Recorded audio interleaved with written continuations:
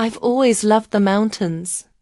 Maybe it's the way the fog rolls over the hills like a blanket in the early morning, or the quiet hum of the wind through the pines that makes everything else feel small and distant. For me, the mountain cabin wasn't just a building. It was a sanctuary. It was the place where I learned to split firewood, where I spent summers fishing with Grandpa, and where I could breathe without the world pressing down on me. That cabin was my safe place, my escape. My home. My sister Emma, on the other hand, never felt the same way about it. We grew up together, sharing a bedroom, whispering at night about our futures. But even back then, we were different. She loved the noise, the crowds, the city lights. I loved the stillness. When Grandma and Grandpa passed, they left the cabin to me, not because they loved Emma less, but because I was the one who spent years caring for it. I painted the walls, replaced the porch steps, repaired the leaky roof. Emma visited once a year, if that. She complained about bugs, about how far it was, how quiet it was. So, when the lawyer read the will, no one was surprised. Emma inherited money. I inherited the cabin. For years, that arrangement worked. I'd go up for weekends and holidays, sometimes with friends, sometimes alone. I'd sit on the porch with coffee and watch the mist drift across the valley. It was my reset button whenever life got too loud. That's why when I decided to take a solo weekend away after a brutal month at work, I felt a quiet joy. I packed the car with groceries, books, my fishing gear, and an old wool blanket. It was supposed to be peaceful, but as I rounded the last bend on the mountain road, my stomach tightened. There, parked in the driveway, were two cars I knew all too well. Emma's silver SUV and her husband Ryan's black truck. For a moment, I thought something might have happened. Maybe an emergency? But then I saw smoke curling lazily from the chimney. Music was spilling out through the open windows. Laughter echoed across the porch. My heart dropped. I parked behind their cars and walked up the steps. The front door wasn't just unlocked, it was wide open. Inside, Emma was barefoot in my kitchen, wearing one of my flannel shirts like it belonged to her, stirring a pot of chili on the stove. Ryan was on the couch with a beer, watching a football game on the TV I'd left there. Their kids, Milo and Sophie, were running around in socks, knocking over pillows and screaming. Emma turned and froze when she saw me standing in the doorway, with my overnight bag still slung over my shoulder. "Oh, you're here early," she said like I was the one intruding. "Early?" I repeated slowly. I didn't even know I was expected. She gave a light laugh. "Well, we thought since you weren't using it, we'd just come up for a few days. The kids are on break and it's so nice here. You don't mind, right?" I stared at her. "Emma, this is my cabin. You can't just show up and move in without asking me." She waved her hand like I was being dramatic. "It's family, Claire. Family shares things. It's not a big deal." Ryan didn't even look up. "Relax," he muttered. "We're not trashing the place." I bit the inside of my cheek, fighting the urge to snap right there. "I came up here to spend the weekend. Alone." She tilted her head. "Well, we're already here. You're welcome to stay too. It'll be fun like when we were kids." That night, I slept on the pull-out couch while they laughed and played games around the dining table. My old room had been overtaken with suitcases, toys, and Emma's clothes.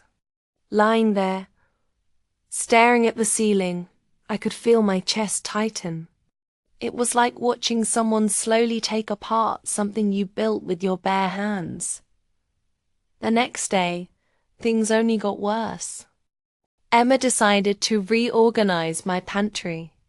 She threw out food she didn't like, opened my expensive coffee beans that I'd saved for this trip, and used my favorite mug.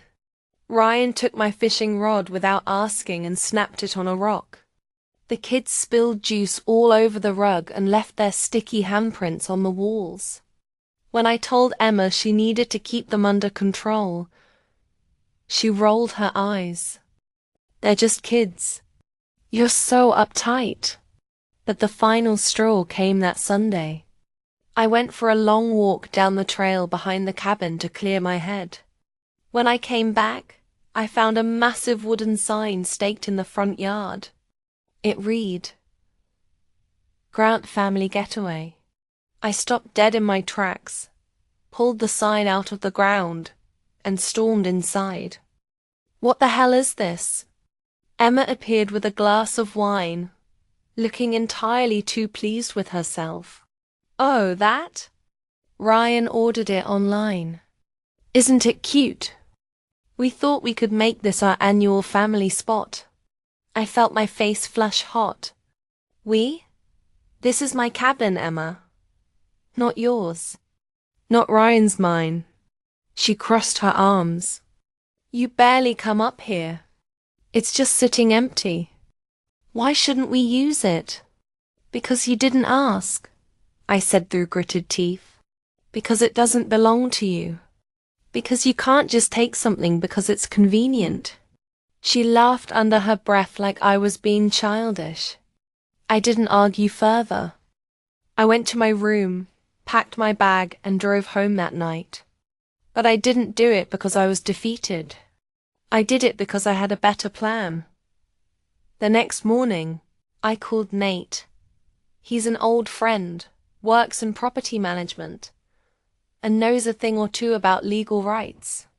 I explained everything, and by the time I finished, he was laughing. "Claire, this is trespassing. If you want, I can help you make it very uncomfortable for them." I smiled. "Yes, let's do that." Together we installed new smart locks and cameras remotely. I drafted a formal notice revoking any permission for them to use the cabin without my consent. I scheduled pest control and a cleaning crew for the end of the week. And on Thursday night, when they were still living it up in my home, I pressed a button on my phone and the locks clicked shut. Her text came less than 5 minutes later. "What the hell did you do?" Then the calls started. I ignored the first 2. On the third, I answered. "Claire," she hissed, "we can't open the door. The locks won't work." "Did you seriously lock us out?" "Yep," I said calmly. "You can't just kick us out. We're your family, and you can't just take over my property. We're even." I could hear the kids crying in the background, Ryan muttering curses, Emma's voice shaking between anger and panic. She begged, then yelled, then begged again. But I didn't budge. "You have until noon tomorrow to pack up and leave. If you're still there, I'm calling the sheriff." The next day, they left. When Nate and I drove up later, the cabin was mostly clean probably, because they were too shocked to do anything dumb. But the Grant Family Getaway sign was still there. I threw it into the fire pit and watched it burn, the wood crackling and spitting sparks into the night air. For weeks, Emma didn't speak to me. When she finally did, it was on the phone late one night. She sounded tired, brittle. "I can't believe you did that to your own sister," she whispered. "I can't believe my own sister thought it was okay to take what isn't hers," I said. There was a long silence.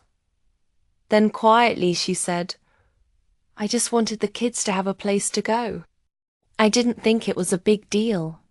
That's the problem, Emma. You never think it's a big deal when it's me. But it is. She cried a little, then apologized, not perfectly, but enough for us to start talking again. I laid down rules. From now on, no one uses the cabin without my written permission. Not even her.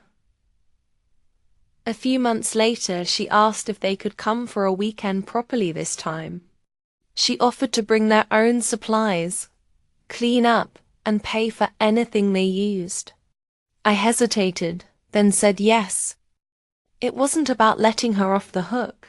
It was about her learning to respect boundaries. When they came back, the difference was obvious. They knocked before walking in. Ryan replaced the fishing rod he'd broken. The kids said thank you after meals. Emma even washed all the dishes before they left. It wasn't perfect, but it was respectful. That Christmas, she sent me a wrapped box with a handwritten card. Inside was a wooden sign. Not a big one like before, just a small, carefully painted plaque. It said, Claire's Cabin. I hung it on the wall by the fireplace. Not because I needed to mark the place as mine. I already knew that. But because it felt like, for the first time in a long time, Emma understood the difference between sharing something and taking it. People like to say blood is thicker than water. That family can do no wrong. But love without respect isn't love, it's entitlement. That summer, Emma learned a lesson. And so did I. I still go to the cabin alone sometimes. Sit on the porch with a mug of coffee and watch the fog wrap around the trees. The air smells like pine and wood smoke, just like when I was little. It's quiet again. It's mine again. But now, if I decide to share it, it's because I choose to, not because someone took it from me.